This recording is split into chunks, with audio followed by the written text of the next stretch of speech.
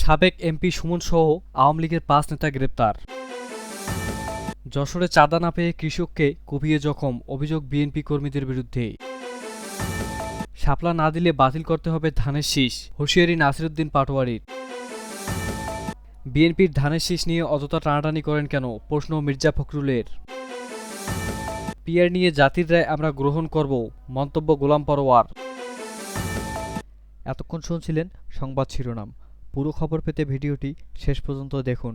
সর্বশেষ খবর পেতে চ্যানেলটি সাবস্ক্রাইব করুন। এবার বিস্তারিত। সাবেক এমপি সুমন সহ আওয়ামী লীগের ৫ নেতা গ্রেপ্তার।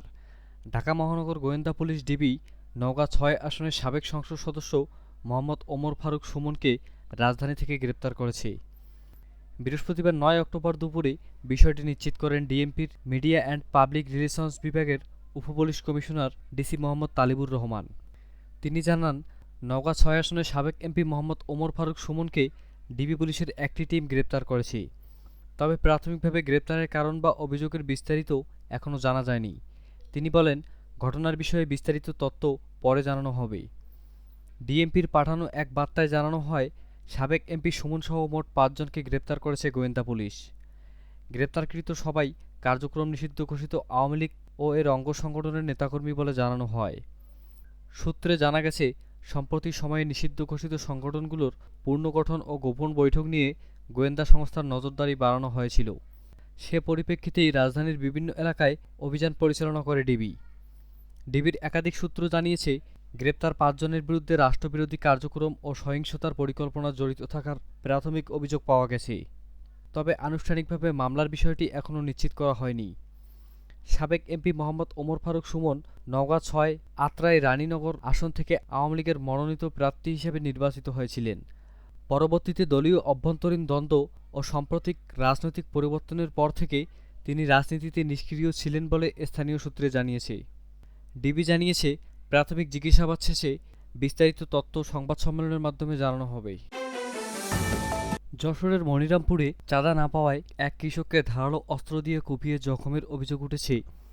গতকাল বৃহস্পতিবার সন্ধ্যায় উপজেলার পাড়দিয়া মাধ্যমিক বিদ্যালয় মাঠে এ ঘটনা ঘটে। আহত কৃষকের নাম আহাত আলী দফাদার। তিনি শ্যামখুর ইউনিয়নের পাড়দিয়া গ্রামের বাসিন্দা। বর্তমানে তিনি যশোর জেনারেল হাসপাতালে চিকিৎসাধীন। পরিবারের অভিযোগ, ছেলে সবুজ আহমেদের কাছে চাঁদা না পেয়ে স্থানীয় বিএনপি কর্মীরা তার বাবা আহাত আলীকে কুপিয়ে জখম করেছেন। সবুজ আহমেদ শ্যামখুর ইউনিয়নের ৯ নম্বর ওয়ার্ডের ইউপি সদস্য। তিনি ইউনিয়ন যুবলীগের রাজনীতির সঙ্গে যুক্ত ছিলেন, তবে দলে তার কোনো পদ পদবি ছিল না। সবুজ আহমেদ বলেন, ২.৫ মাস আগে কাশীপুর গ্রামের শফিকুল ইসলাম ওরফে শফি, পাড়দিয়া গ্রামের আনোয়ার পারভেজ সহ কয়েকজন বিএনপি কর্মী আমার কাছে ২ লাখ টাকা চাঁদা দাবি করেন। চাঁদা না পেয়ে তারা আমার বাড়ির কাচের জানালা ভাঙচুর করেন। চাঁদা দিতে না পেরে তাদের ভয়ে আমি বাড়ি ছেড়ে অন্যত্র থাকি, মাঝে মধ্যে বাড়িতে যাই।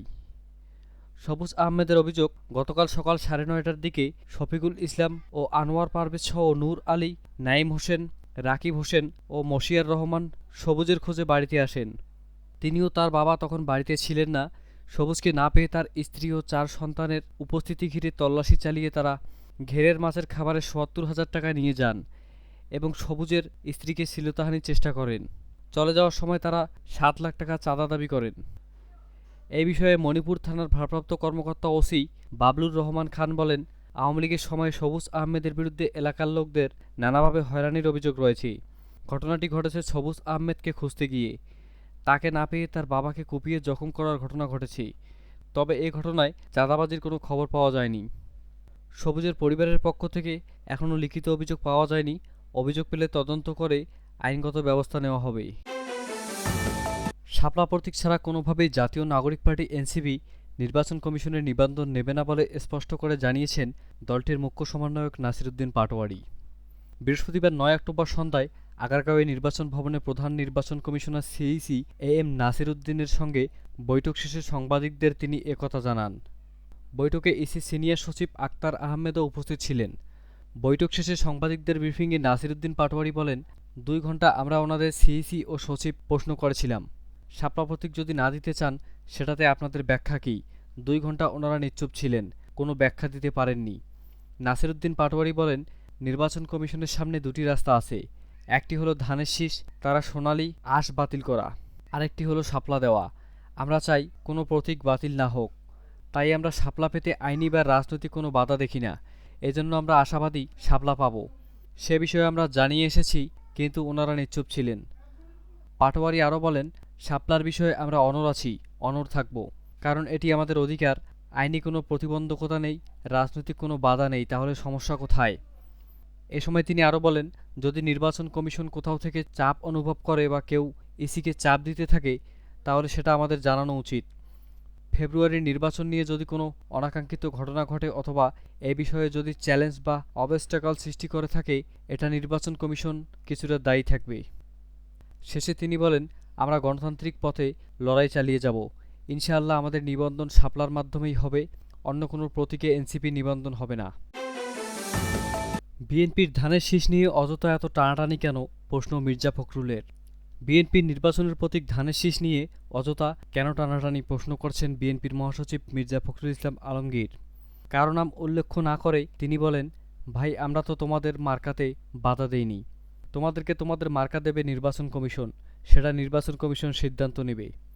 ১৯৯০ সালের স্বৈরাচার বিরোধী গণ অভ্যুত্থানে শহীদ নাসিরউদ্দিন জিহাদের ৩৫তম শাহাদাত বার্ষিকী উপলক্ষে স্মরণসভায় প্রধান অতিথির বক্তব্যে একথা বলেন মির্জা ফখরুল।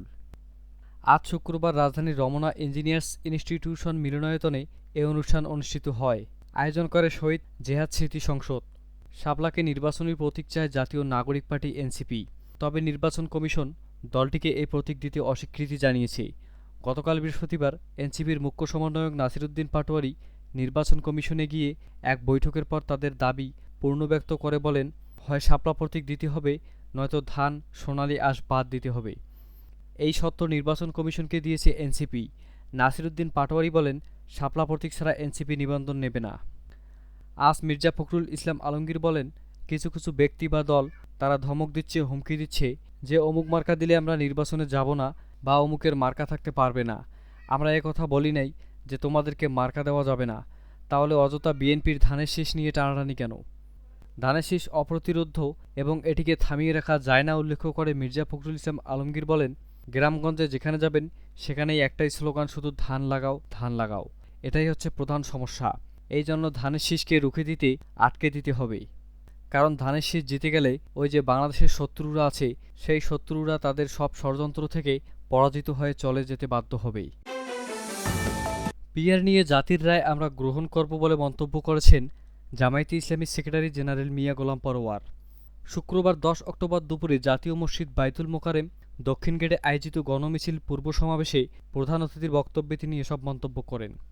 গোলাম পরোয়ার বলেন, জাতি যদি পিআরের পক্ষে রায় দেয় তাহলে সব দলকে তো মানতে হবে, আর জাতি না মানলে সে রায় আমরাও গ্রহণ করব। তিনি বলেন, জুলাই সনদকে আইনি ভিত্তিতে গণভোট এবং সেখানে পিআর পদ্ধতির অন্তর্ভুক্ত করতে হবে। জাতির মতামত না নিয়ে পিআরকে অপেক্ষা করা যাবে না। গোলাম পরোয়ার বলেন, পিআর জনগণ বোঝে না এমন প্রচার চালানো হচ্ছে। তবে দেশের অধিকাংশ মানুষ পিআর পদ্ধতিতে নির্বাচন চায় বলে উল্লেখ করেন তিনি।